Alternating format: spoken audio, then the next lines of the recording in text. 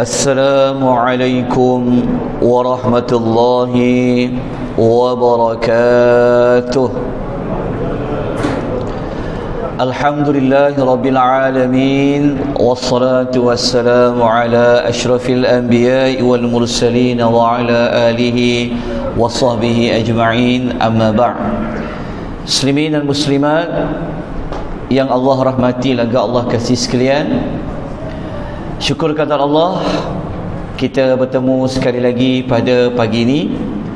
InsyaAllah besok saya bawa lagi 40 nota tambahan. Jadi sesiapa yang tidak dapat pada pagi ini, harap boleh bersabar seperti mana sabarnya Nabi Allah Yaqub alaihimussalatu wassalam. Hari ini nota percuma dan esok pun insya-Allah nota tu percuma. Okey. Kita doakan kepada yang menderma menginfakkan nota itu, Allah sentiasa melapangkan dada beliau, Allah memberkati umur beliau, Allah memberkati kehidupan beliau. Amin. Baik, kita mulakan ayat yang kelima.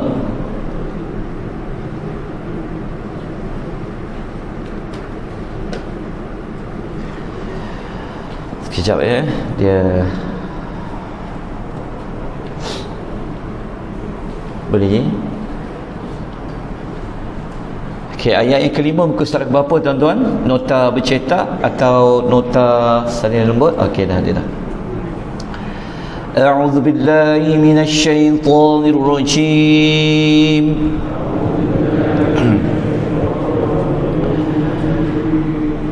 قال يا بني لا تقصص رؤياك على إخوتك فيكيدوا لك كيدا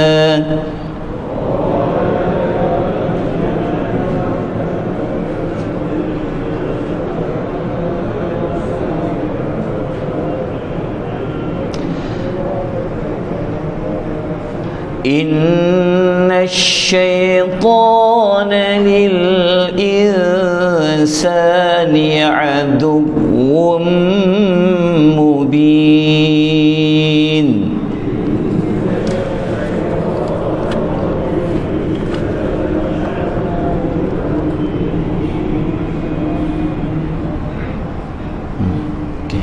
Ayat yang kelima adalah jawapan daripada Nabi Allah Yaqub, bapa kepada Nabi Allah Yusuf setelah baginda alaihi salam mengkhabarkan kepada bapanya pada ayat yang keempat. Kita belajar minggu lepas yang beliau telah bermimpi, melihat di dalam mimpi itu ada 11 bintang, 1 matahari dan 1 bulan sujud kepada baginda alaihi salatu wassalam.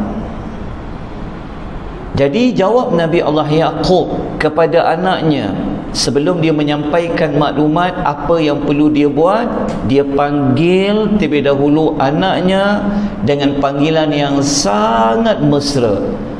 Ya bunai, dia kata wahai anakku. Wahai anakku ni macam kita panggil anak dalam bahasa yang boleh menampakkan kasih sayang kepada seorang anak.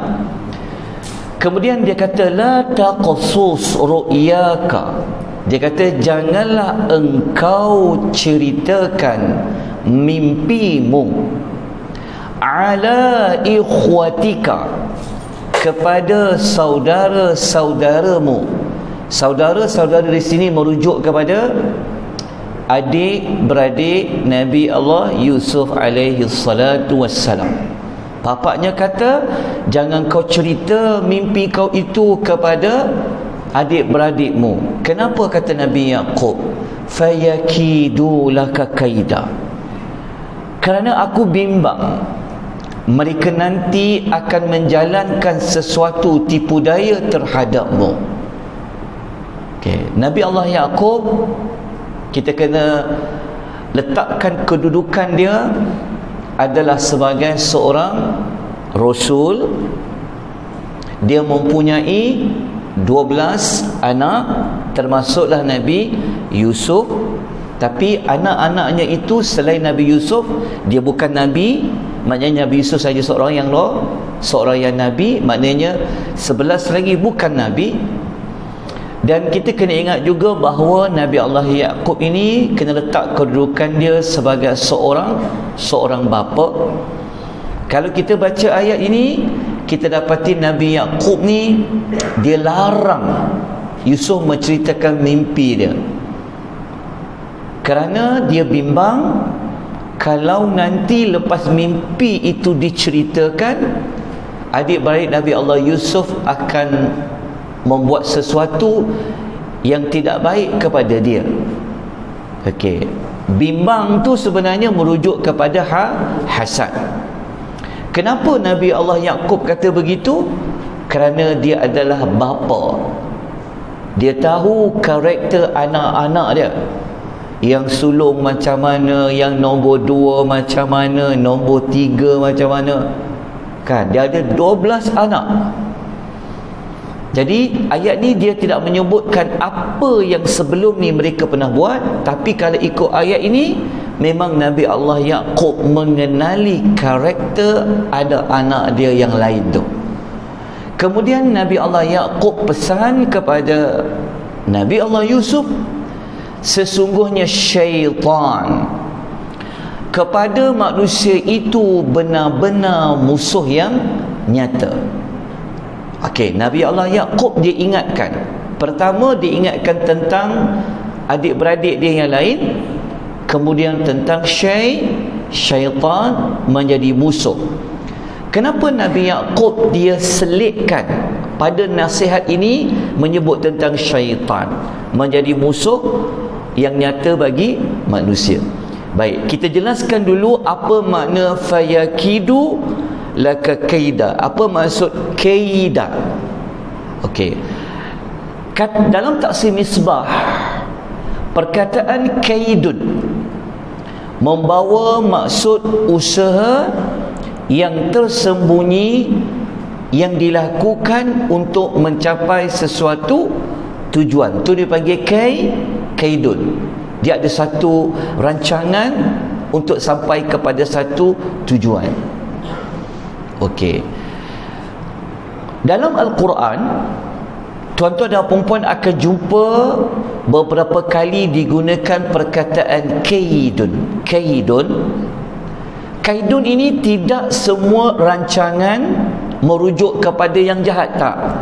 Tapi ada juga yang baik. Perkataan kaidun ada juga merujuk kepada rancangan yang baik, tetapi kebanyakan di dalam Quran kalau Allah guna kaidun, dia merujuk kepada hela, rancangan yang buruk. Jadi Nabi Allah Yaqub memberitahu awal-awal kepada Nabi Allah Yusuf bahawa nanti akan ada rancangan jahat yang akan dibuat oleh saudara-saudaramu kepada kamu. Nabi Allah Yaqub pesan jangan cerita, sebab mimpi tu mimpi yang baik. Okey. Dalam tafsir Al-Misbah, Dr. Wahbah Zuhairi mengatakan perkataan kaidun adalah sebuah keinginan yang sangat membahayakan pihak lain jika dilakukan secara rahsia. Itu kupasan sedikit perkataan kaidun. Kalau kita masih ingat, dalam surah Al-Fil, surah gajah, Allah Ta'ala telah matikan, Allah Ta'ala telah halang kaidun Abraha. Ingat surah Al-Fil. Alam tara kaifa fa'ala rabbuka bi ashabil fil alam yaj'al kaidahu. Rupa-rupanya Abraha ni dia ada satu agenda yang tersembunyi dia nak buat apabila dia masuk nak menyerang Kaabah tu. Tetapi Allah Ta'ala telah patahkan kaidun ia. Jadi sama macam perkataan kaidun di dalam ayat yang ke-5 ni. Baik, apa yang kita dapat belajar pada ayat yang ke-5? Pelajaran nombor 1 pada pagi ini kita dapat belajar panggilan yang mesra oleh seorang bapa kepada seorang anak. Dia panggil ya bunayya. So anak-anak kita ni, sebelum kita nak sampaikan nasihat apa pun, cara panggil tu dulu kena tepat, sebab dia boleh tarik hati anak tu, baru kita sampaikan. Seperti mana Nabi Yaqub. Pelajaran nombor 2, nikmat yang diterima yang baik seperti mimpi yang baik boleh disembunyikan. Kita belajar minggu lepas ayat yang keempat dalam hadis Nabi. Nabi kata apa? Kalau mimpi baik boleh cerita dah.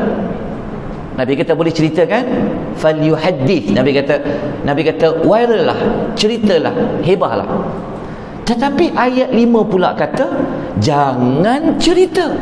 Macam mana tu? Okey.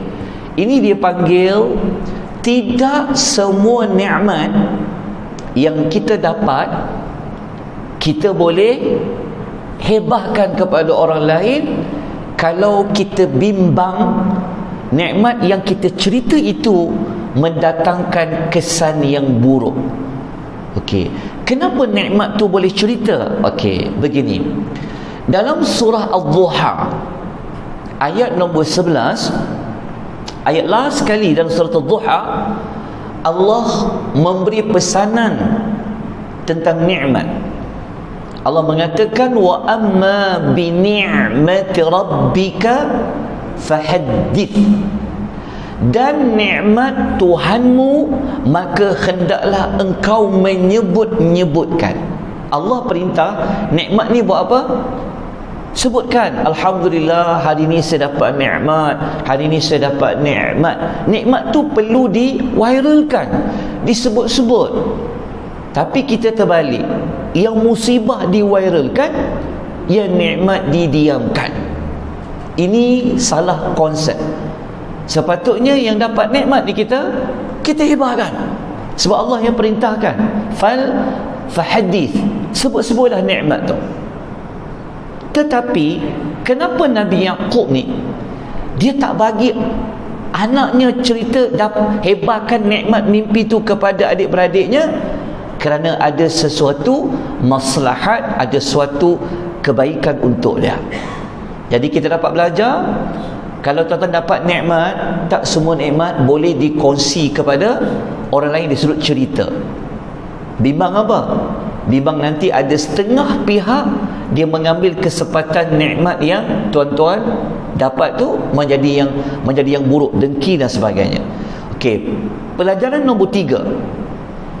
Daripada kisah Nabi Yaqub ni, kita dapati Nabi Yaqub ni dia mendengar luahan cerita anaknya, iaitu Nabi Yusuf. Betul tak? Dia dengar anak dia. Oh, apa masalah kamu? Dia dengar. Okey, ini menunjukkan keprihatinan seorang ayah terhadap permasalahan anak-anak. So kalau anak-anak nak, kita ni kena buka ruang yang banyak pada anak, ataupun kita bertanya kepada dia, hari ni macam mana? Kamu nak cerita apa? Kamu nak kongsi apa pada ayah?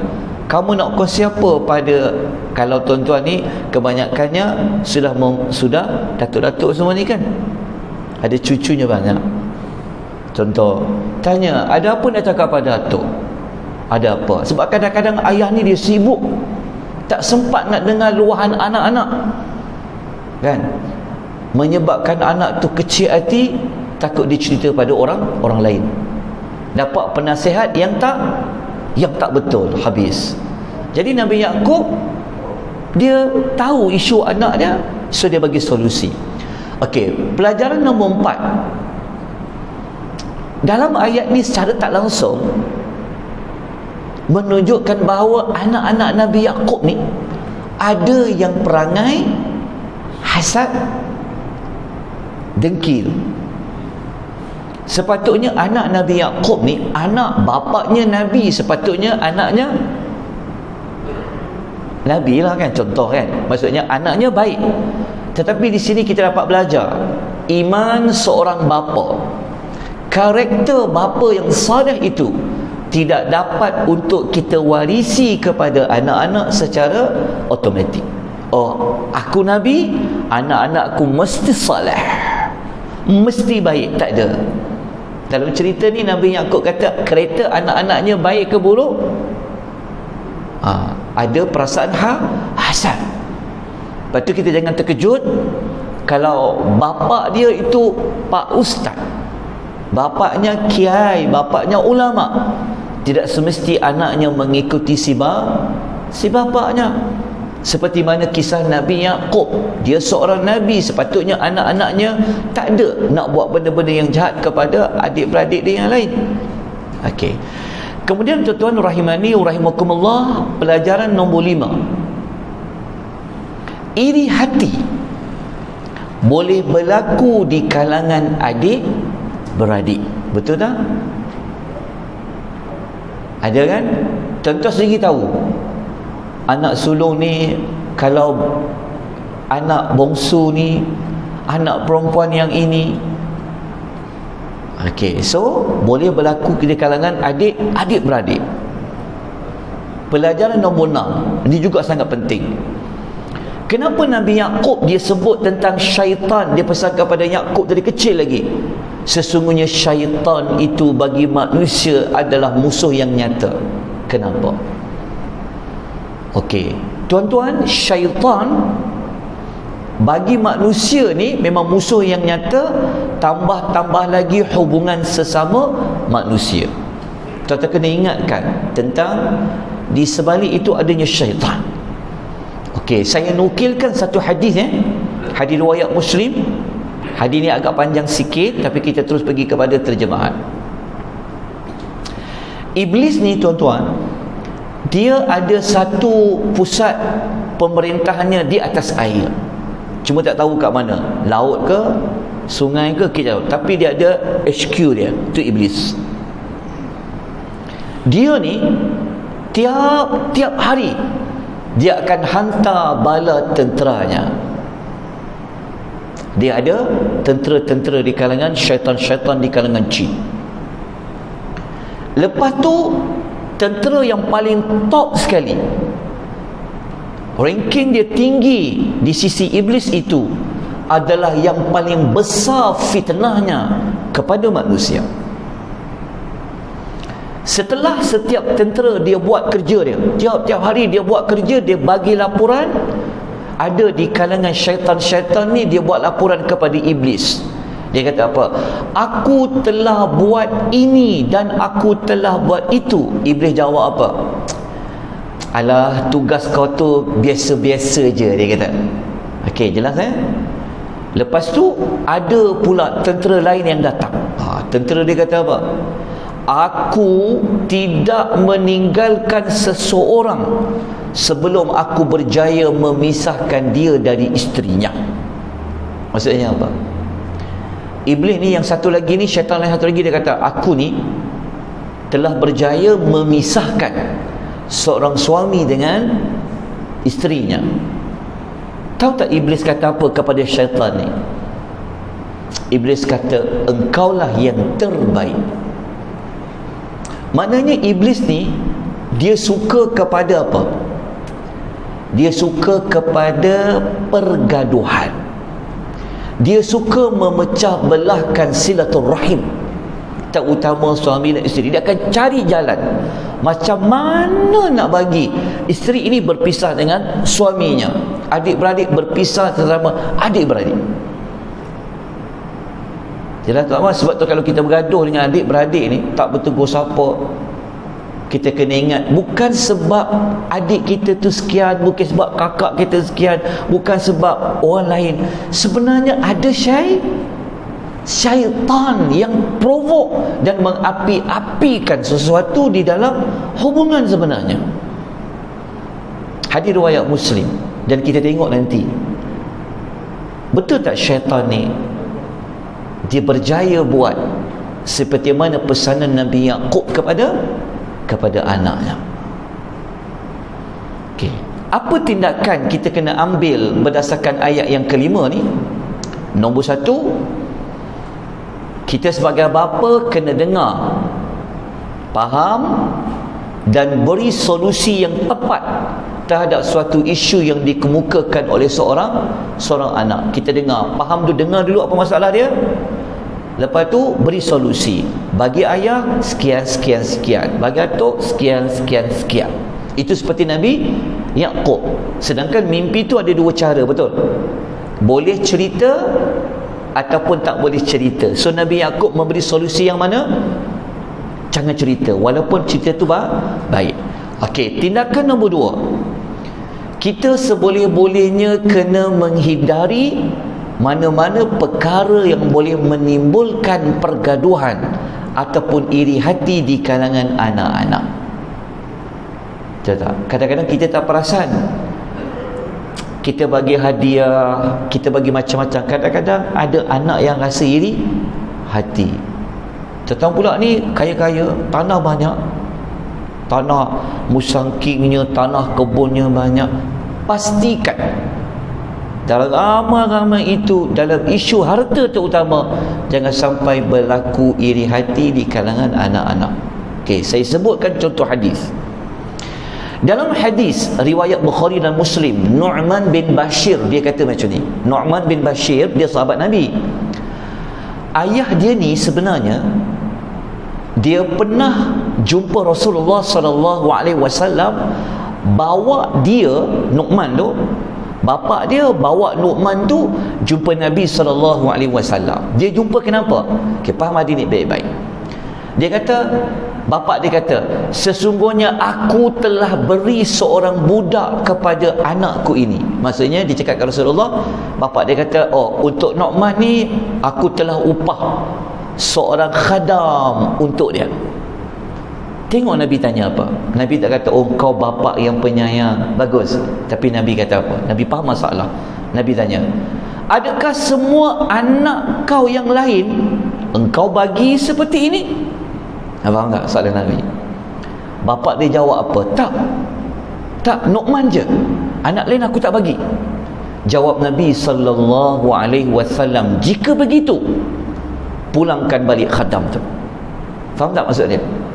Maknanya bapaknya memberikan hadiah dia macam khadam kepada seorang anak lain tak bagi. Nabi kata kembalikan. Maksudnya semua tak dapat. Okey, hadis kedua, faham baik-baik hadis kedua. Dalam riwayat lain Nabi tanya kepada bapa Nu'man tu, Bashir tu, apakah engkau buat macam ni sama kepada semua anakmu? Jawab Nu'man tu, jawab bapa dia kata, tak, Nu'man je aku buat. Nabi jawab apa? Nabi kata, ittaqullah, bertakwa kepada Allah, wa'adilu fi auladikum, dan berlaku adillah kepada anak-anakmu. Maknanya Nabi ni dia tak nak berlaku apa dekat adik-beradik Nu'man. Dia tak nak berlaku apa?